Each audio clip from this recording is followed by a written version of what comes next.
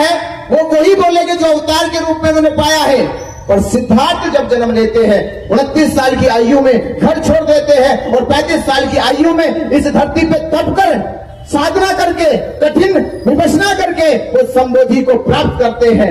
और संबोधि के प्राप्त ज्ञान से संसार ये कहता है कि ये कोई आम मनुष्य नहीं है, ये सम्यक संबुद्ध है। इससे पहले ना तो शास्त्रों में लिखा, ना परंपराओं में था, ना किसी सिद्धांत में था। जो बुद्ध कहते हैं वो एक नया सिद्धांत बताते हैं, एक नई परंपरा शुरू करते हैं। तो तथागत बुद्ध अपने आप में सर्जन है, सर्जनात्मक बात है बुद्ध की। वो दोहराई गई बात नहीं है, वो परंपरावादी बात नहीं है, वो शास्त्रवादी बात नहीं है। बुद्ध की बात है, उत्सर्जन की बात है, ज्ञान की बात है, उत्पन्न की बात है।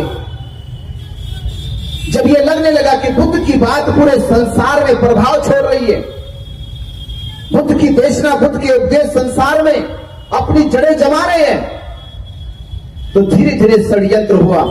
और षड्यंत्र का नतीजा यह पहुंचा कि आज की डेट में महाबोधि महाविहार बौद्धों के पास नहीं है। क्यों नहीं है? 13 अक्टूबर 1935 में आपके यही नासिक में यमुना की सभा में बाबा साहब डॉक्टर अंबेडकर जी कहते हैं, मैं हिंदू धर्म में पैदा हुआ, यह मेरे बस की बात नहीं थी, पर मैं इसमें मरूंगा नहीं, यह मेरे बस की बात है। मैं मरूंगा नहीं, यह मेरे बस की बात है। बाबा साहब अंबेडकर जी से जो लोग घबराते थे, डरते थे, लोगों ने बाबा साहब अंबेडकर जी की बात को सीरियसली ले लिया और सोचने लगे कि बाबा साहब अंबेडकर लगता है अगर धर्म परिवर्तन कर गए तो भारत में लाखों करोड़ों लोग बाबा साहब अंबेडकर जी के साथ धर्म परिवर्तन कर लेंगे। तो पता लगाओ कि बाबा साहब अंबेडकर जी किस धर्म को स्वीकार करेंगे। तो धीरे धीरे जांचें बैठी, धीरे धीरे जासूसी करने लगे। तो आखिर में पता चला कि बाबा साहब डॉक्टर अंबेडकर जी की श्रद्धा भावना तथागत बुद्ध के धम्म में है, और हो सकता है भविष्य में बाबा साहब अंबेडकर भगवान बुद्ध के धम्म को स्वीकार करें। तो आपको एक चीज कहना चाहता हूं मैं, जब कोई मनुष्य इस्लाम धर्म कबूल करेगा तो उसका सपना क्या होगा? कोई इस्लाम धर्म कबूल करे, उसका सपना क्या होगा? कि वो एक बार मक्का मदीना घुमाए। क्या सपना होगा? कि वो एक बार जीवन में मक्का मदीना चले जाए। अगर कोई सिख धर्म स्वीकार कर ले, उसका सपना होगा एक बार वो अमृतसर का गोल्डन टेम्पल मंदिर घुमाए। कोई ईसाई धर्म स्वीकार कर ले, उसका सपना होगा कि एक बार यरूशलेम या वेटिकन सिटी के चर्च में घुमाए। उसी प्रकार जब भारत और दुनिया के बुद्धिस्ट बौद्ध धर्म स्वीकार करेंगे, उनका भी सपना होगा कि वो एक बार महाबोधि महाविहार घुमाए। उनका भी सपना होगा, और सपना लेकर जाएंगे पर वहां कुछ और पाओगे। मुसलमान मक्का मदीने में गया, वो जैसा सपना लेके गया वैसा उसको वहां मिला। जैसा ईसाई सपना लेके गया उसको यरूशलेम वैसा मिला। जैसा सिख सपना लेके गया वैसा उनको गुरुद्वारा मिला। पर जब हम बौद्ध महाबोधि महाविहार सपना लेकर गए कि महाबोधि महाविहार वैसा होगा, वैसा हमको नहीं मिला। वहां पंडा पुरोहित मिला, वहां पर पिंडदान श्राद्ध के नाम पर कर्मकांड पाखंड मिला।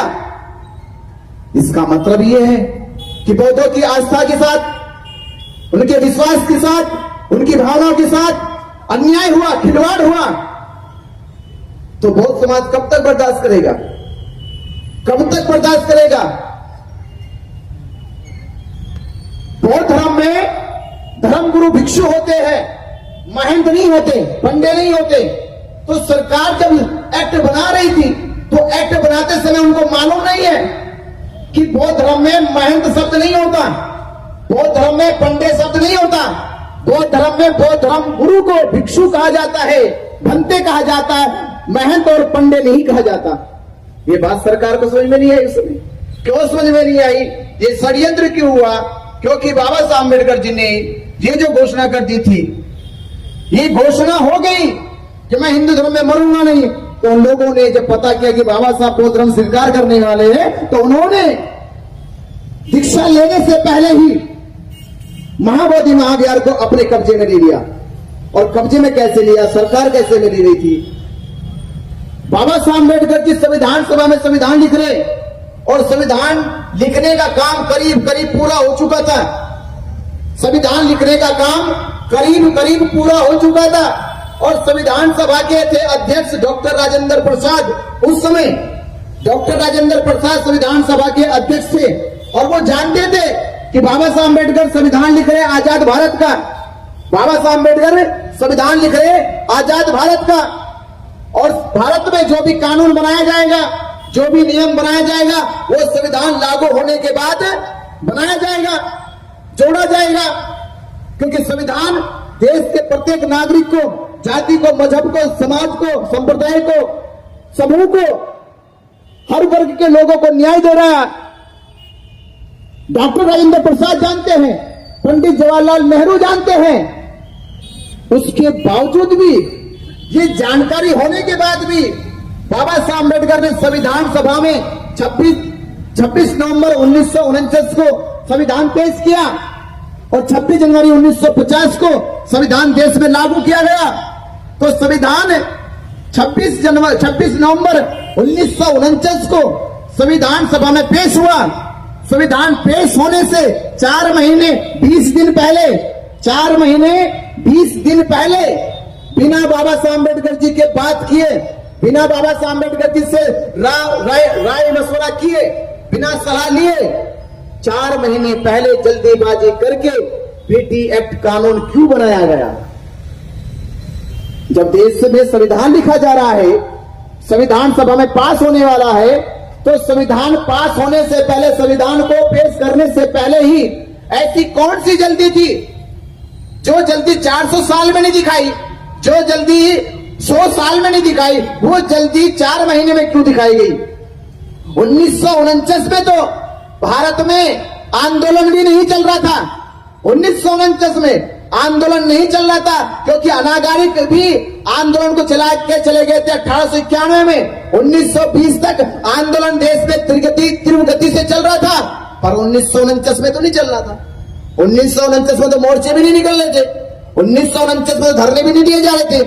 तो जब ना मोर्चे थे, ना धरने थे, ना कोई आंदोलन था, तो किसका दबाव था? किसके कहने से तुमने बीटी एक्ट बनाया?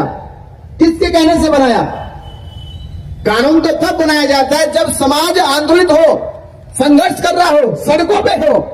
इसका मतलब ये सोची समझी साजिश थी कि महाबोधि महाविहार पे कानून बनाया जाएगा। अगर कानून बाबा साहब अम्बेडकर ने बना दिया तो महाबोधि महाविहार, ये मंदिर कुछ नहीं जो भारत में है। एक चीज बता रहा हूं मैं आपको, जो मंदिर भारत में है, जिनको शिरडी साईं कहते हैं या तिरुपति बालाजी कहते हैं, उनपे जब हिंदू धर्म के लोगों का दान आता है तो वो करोड़ों में जाता है, अरबों में जाता है, केवल एक देश के। आप सोचिए, महाबोधि महाविहार भारत के बौद्धों का नहीं, वो विश्व के 56 देश के बुद्धिस्टों का महाबोधि महाविहार है। उस पर जब 56 देश के बुद्धिस्ट दान करेंगे तो खरबों में जाता होगा। तो खरबों का दान कहां गया? ये खरबों का दान कहां चला गया? क्या बुद्धिस्टों के लिए कॉलेज बनाए? क्या बुद्धिस्टों के लिए यूनिवर्सिटी बनी? क्या बुद्धिस्टों के लिए स्कूल बने? आप बुद्धिस्टों के लिए छोड़ दीजिए, आज तक भी 76 सालों में बौद्ध भिक्षुओं के लिए प्रशिक्षण केंद्र बीटीएमसी कमेटी ने नहीं बनाए। तो दान कहां चला गया? जब भिक्षुओं के लिए प्रशिक्षण केंद्र नहीं बने, भिक्षुओं के लिए भिक्षु निवास नहीं बने, भिक्षुओं के लिए भोजन दान की व्यवस्था नहीं हुई, भिक्षुओं के लिए चिकित्सा की सुविधा नहीं हुई, तो दुनिया का जो महाबोधि महाविहार को श्रद्धा से दान दिया गया था, वो दान गया कहां? अगर वो दान भिक्षुओं की शिक्षा के ऊपर, भिक्षुओं के ऊपर खर्च होता तो बाबा साहब अम्बेडकर जी का सपना साकार होता कि भारत एक दिन बौद्ध में हो जाता। भारत बौद्ध में ना हो जाए, बाबा साहब अम्बेडकर जी का सपना साकार ना हो जाए, इसलिए बुद्धिस्टों के दान को हड़पने के लिए उन्होंने एक कानून बनाया है। और इस दान का सारा पैसा किसके पास जाता है? जब कमेटी बनाई जाती है, जब कमेटी का रूल बनाया जाता है तो लोकतांत्रिक होता है, डेमोक्रेटिक तो होता है। बीटीएमसी कमेटी में 9 सदस्य हैं। कितने 9? याद करो कितने सदस्य हैं? 9 लोग हैं। तो 9 लोग में 4 हिंदू, 4 बुद्धिस्ट और 1 है गया जिले का डीएम। ये बात इतनी अचंभित नहीं है। अचंभित बात जो वो बता रहा हूं मैं, 4 बुद्धिस्टों का चुनाव हर तीसरे साल होता है। 4 बुद्धिस्टों का चुनाव हर तीसरे साल होता है। जो 4 हिंदू है उनमें 3 हिंदुओं का चुनाव हर तीसरे साल होता है। डीएम जो होता है उसका भी ट्रांसफर हो जाता है, यानी 8 लोग तो हर तीसरे साल बदल जाते हैं। पर एक जो नोवा महंत है, जिसको महंत रखा गया बीटीएमसी कमेटी के अनुसार या बीटी एक्ट के अनुसार, आज तक महंत को बदला नहीं गया। महंत को ऐसे जिम्मा दे दिया सरकार ने जैसे किसी को प्राइवेट लिमिटेड कंपनी बना के दे देते, ऐसे बना के दिया गया है। इसका मतलब यह है कि सरकार के इशारे पे महाबोधि महाविहार पूरी तरह से सरकार के संरक्षण में महंत को सौंपा गया है और महंत के खिलाफ कोई आंदोलन ना चलाए, इसलिए डीएम को वहां चेयरमैन बनाया गया कि अगर महंत को कोई कुछ कहे तो डीएम कार्रवाई करेगा। ये कानून बना, पर ये कानून जब बना था जब भारत में बौद्ध नहीं थे। ये एहसास मैं आपको करा रहा हूं कि जब ये कानून बना तब भारत में बौद्ध नहीं थे। आज भारत में बौद्ध है तो कसम खाओ ये कानून नहीं रहेगा भारत में। ये कानून कब था? जब भारत में बौद्ध नहीं थे। अब भारत में बौद्ध है तो अब बीटी एक्ट नहीं रहेगा। इसे रद्द कराने के लिए आपको क्या करना है? 12 फरवरी 2025 को धरना शुरू हुआ। ये मालूम है आपको? कितनों को मालूम है? 12 फरवरी 2025 को धरना शुरू हुआ और पूरे 90 दिन बुद्ध पूर्णिमा तक धरना चला। बुद्ध पूर्णिमा तक धरना चला। सरकार ने साजिश रची और 9 मई को साजिश के तहत ये कहकर कि भारत पाकिस्तान का युद्ध हो रहा है और धरना स्थगित कर दो, और धरना स्थगित कराने के लिए हमारी ही टीम के ऊपर दबाव बनाकर, उन्हें डराकर धमकाकर उनसे धरना स्थगित कराने की घोषणा करा दी। ये 9 तारीख की बात है। जब हमको पता चला, हम रात के 11 बजे पहुंचे और जब वहां पहुंचे तो प्रशासन की गाड़ियां पूरी फोर्स लगी हुई थी धरना को हटाने के लिए। हमने जाके उनसे ये कहा कि ये धरना केवल बल्ली का नहीं है, तिरपाल का नहीं है, ये धरना भारत के लाखों बुद्धिस्टों की आस्था और विश्वास का है, 134 साल की उम्मीद का है। ये इसे ऐसे हटा नहीं सकते। इसे हटाने के लिए तुम्हें मुझसे गुजरना होगा। हटा नहीं सकते इसको। और जिन्होंने तुम्हें प्रस्ताव दिया हटाने का, उस प्रस्ताव को मानते नहीं है। और भारत पाकिस्तान का युद्ध हो रहा। मेरे आपसे 3 सवाल हैं, 3 सवाल के जवाब दे दो। अगर आपने 3 सवालों के जवाब दिए तो मैं बात मानूंगा कि आप बात संविधान के अनुसार कर रहे, कानून के अनुसार कर रहे। पहला सवाल यह था, उस समय इंस्पेक्टर डीएसपी, उससे हमने कहा कि मुझे यह बताओ, क्या भारत पाकिस्तान के युद्ध की सीमा, भारत पाकिस्तान के युद्ध की सीमा क्या बोध गया में है? पूछा उनसे, भाई अगर यही खतरा सारा है बोध गया में, इसका मतलब यह है कि भारत पाकिस्तान के युद्ध की सीमा बोध गया में है। तो जो बमबारी हो, जो सब बमबारी बोध गया में होगी। अगर ऐसा है तो हम धरना स्थगित कर सकते हैं। भारत पाकिस्तान की युद्ध की सीमा अमरनाथ यात्रा से मिलती है। आज तक भी वो रद्द नहीं हुई थी। मैंने तब कहा उनसे, वो रद्द नहीं हुई अभी तक, यात्रा चालू है और तुम हटाने की बात करते हो धरने को। उनके पास इस बात का जवाब नहीं था। दूसरा सवाल यह था कि महाबोधि महाविहार मुक्ति का आंदोलन जो ये धरना स्थल पे चल रहा है, क्या केवल धरना स्थल से ही राष्ट्रीय सुरक्षा का उल्लंघन हो रहा है? क्या धरना स्थल से ही राष्ट्रीय सुरक्षा का उल्लंघन हो रहा? अगर केवल इससे ही हो रहा है तो मुझे बताओ, क्योंकि आपने गया जिले में जितने भी कार्यक्रम है किसी को भी रद्द करने की अभी तक कोई पहल नहीं करी।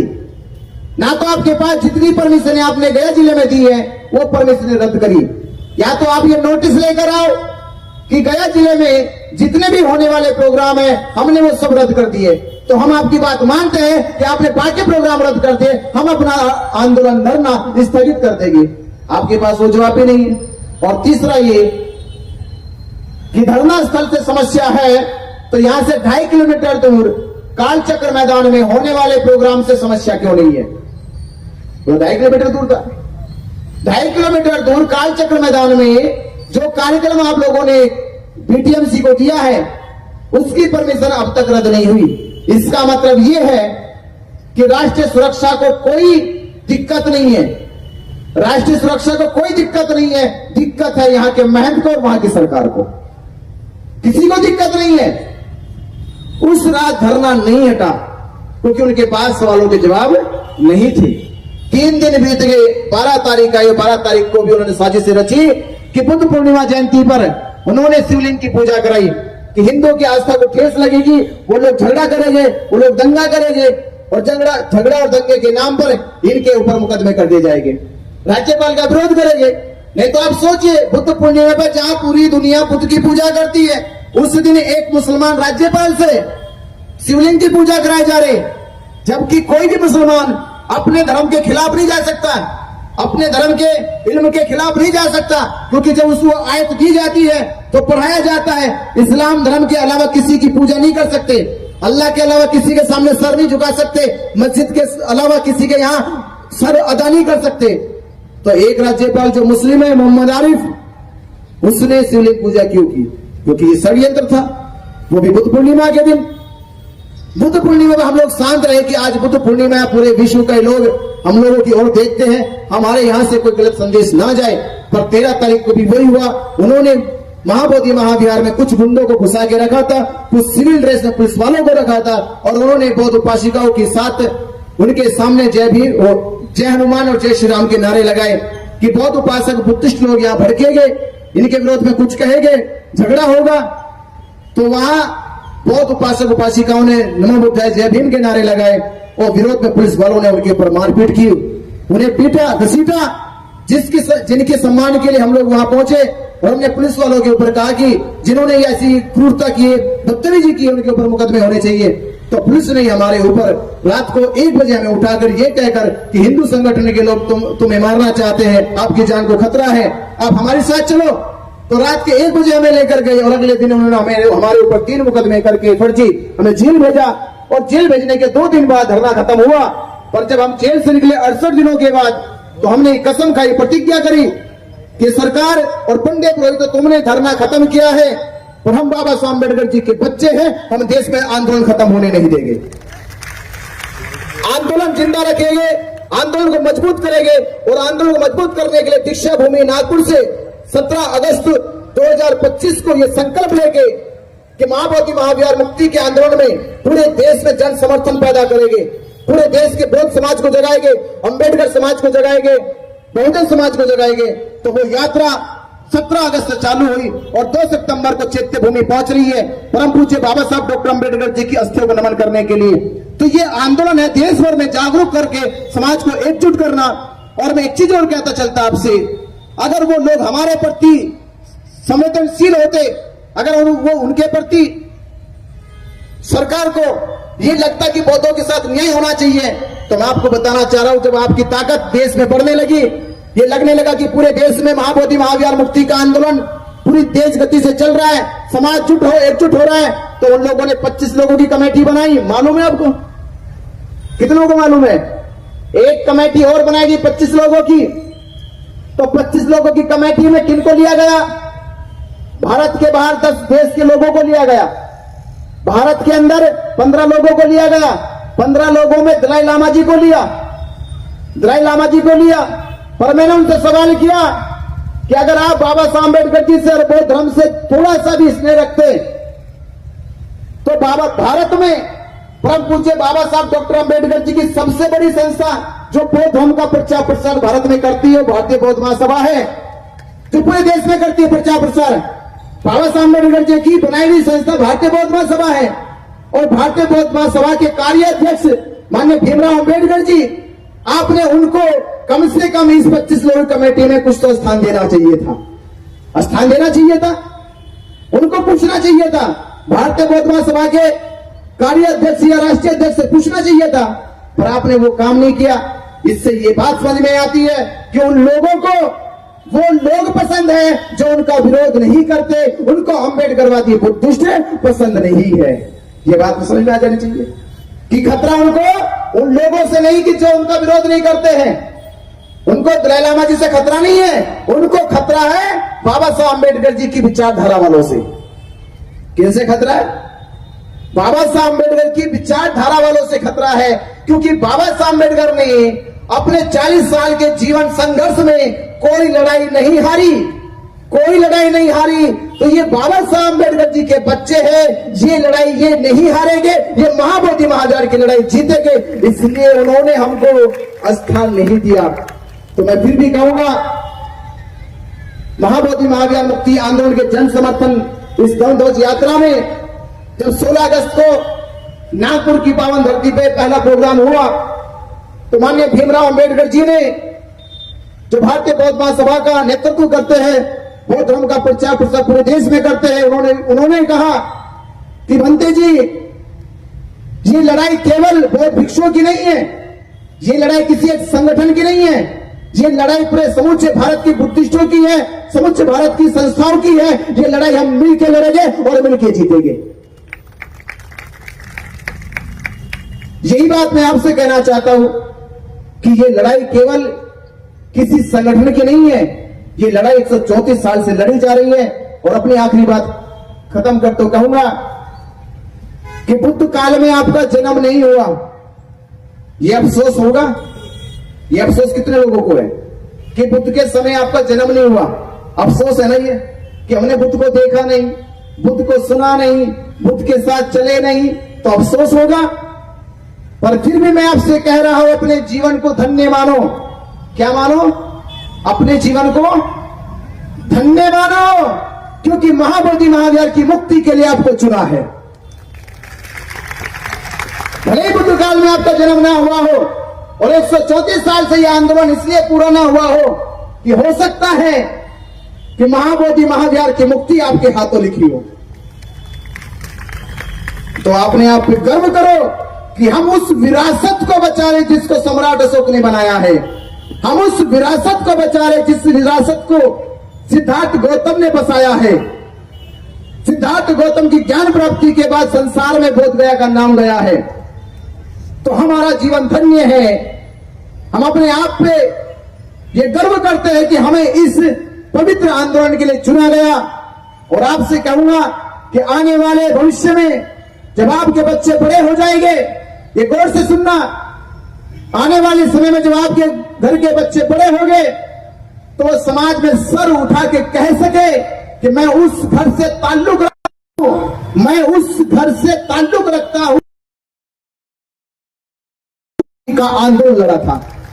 तो सर उठा के कह सके, जैसे आज हम कह रहे कि 22 साल के आंदोलन में, 22 साल के आंदोलन में जिन लोगों ने परम पूज्य बाबा साहब अम्बेडकर जी की मूर्ति को स्थापित करने के लिए आंदोलन किया है, वो लोग इस देश के समाज के बहुत बड़े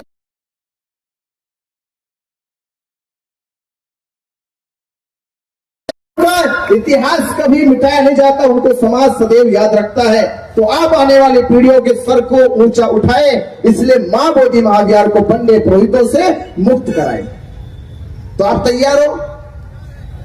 बहुत समय हो गया, तैयार हो? कब? मरने के बाद? मरने के बाद तैयार होगे? मरने के बाद कितने लोग तैयार होगे? और मरने से पहले? मरने से पहले सब तैयार हो? सब तैयार हो? अगर सब तैयार हो तो महाबोधि महावीर मुक्त जरूर हो जाएगा। हम देश में एक इंकलाब लाएंगे कि महाबोधि महावीर की मुक्ति के लिए पूरे देश की बुद्धिस्टों को जगाएंगे और एकजुट करके महाबोधि महावीर मुक्त कराएंगे एक दिन। और मुक्ति के लिए आपको एक निमंत्रण दे रहा हूं। 2 सितंबर को परम पूज्य बाबा साहब अम्बेडकर जी की पावन अस्थियां चैत्य भूमि में है। कहां पर है? चैत्य भूमि में है। तो वहां चलकर हमको एक संकल्प लेना है कि हे बाबा साहब अम्बेडकर, आपने 14 अक्टूबर 1956 को हमें थम दिया, हमारा मान बढ़ाया है। बाबा साहब अम्बेडकर, आपने 14 अक्टूबर 1956 को हमें थम दिया है, हमारा मान बढ़ाया है। हे बाबा साहब अम्बेडकर, हम संकल्प लेते हैं, आपकी अस्थियों के सामने वंदन करते हैं, अभिनंदन करते हैं। ये आपके बच्चे महाबोधि महावीर मुक्त करके आपका सम्मान करेंगे।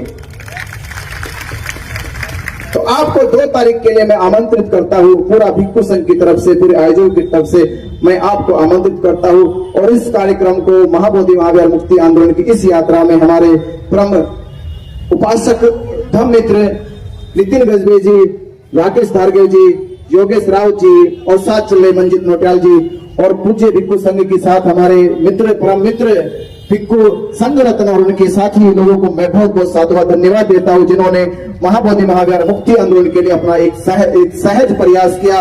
और ये प्रयास महाबोधि महाविहार मुक्ति का पूरे देश में सबसे बड़ा आंदोलन सिद्ध होगा और सफल होगा। नमो बुद्धाय, जय भीम।